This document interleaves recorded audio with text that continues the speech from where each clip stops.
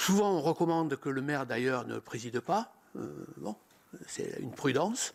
Et puis ensuite, il y a forcément une grille de notation et qui donne lieu à une communication et généralement à un retour vers les associations ou les entreprises, quand il s'agit d'entreprises non sélectionnées.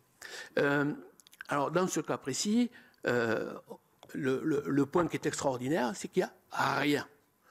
Il n'y a rien. Alors, comme il n'y avait rien, on a redemandé plusieurs fois, parce qu'on s'est dit, rien, c'est pas possible, il y a un truc. Enfin bon, on ne distribue pas de l'argent public sans faire un petit rapport, un écrit d'un rapport.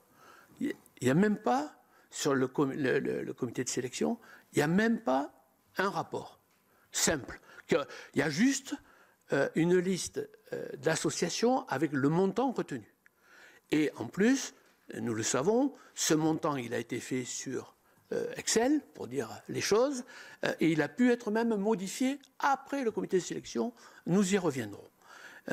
Et donc, on est sur quelque chose de totalement... Alors, quand l'IGA a dit que ce n'est pas transparent, ben, la transparence, ça se traduit par tout simplement, à minima, par un compte-rendu qui précise les choses, qui précise les éléments qui ont été les éléments de différenciation. On met en place une grille de différenciation, on explique, etc. Généralement aussi, il y a un règlement administratif qui démarre, c'est-à-dire qu'avant de répondre à la question « est-ce que vous pouvez ?», c'est « est-ce que vous êtes en situation ?» Et donc, c'est toutes les règles administratives, c'est la question de Vincent Eblé sur l'ancienneté de l'association, etc. Toutes ces questions sont généralement dans une première partie.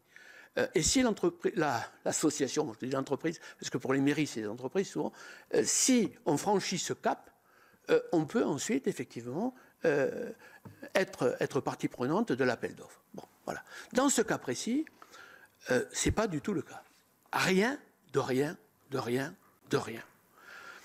Alors, vous pouvez dire, madame, je ne sais pas, comme vous l'avez dit un peu quand vous avez, à votre façon, lorsque vous avez reçu le rapport de l'IGA et que vous avez commenté le rapport de l'IGA, au-delà du fait que vous prenez la garantie de dire que vous ne le commentez pas, mais la précaution, logique. Mais de fait, vous dites, en gros, le rapport de l'IGA dit que je n'ai rien à me reprocher. Bon. Donc, en réalité, vous avez à un moment donné un comité de sélection dans lequel il y a la moitié des membres qui sont de votre cabinet, qui participent à une sélection qui ne donne lieu à aucun document de restitution, qui ne donne lieu à aucun élément d'appréciation du choix des associations, qui ne donne même pas lieu à une analyse préalable permettant de dire est-ce que telle ou telle association peut répondre. On a bien compris que le premier projet, l'USE-PPM, c'était un premier projet, entre guillemets, SIFAWI, comment dire, abrité par l'USE-PPM.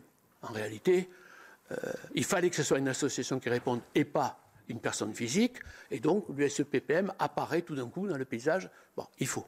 Voilà. Mais on ne met pas en cause l'USE-PPM, on ne regarde pas ses statuts, on ne regarde pas son fonds financier, ses capacités à faire, on ne regarde à rien et on fait.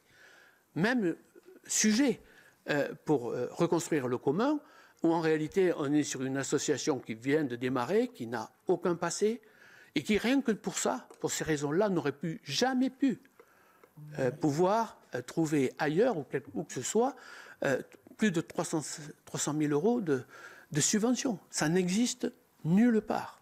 Et c'est bien le sujet. Donc, on a bien là-dessus, excusez-moi de le dire, est-ce que vous considérez, après maintenant, en voyant le résultat de tout ça, est-ce que vous considérez que cette absence d'outils objectifs d'appréciation est normale?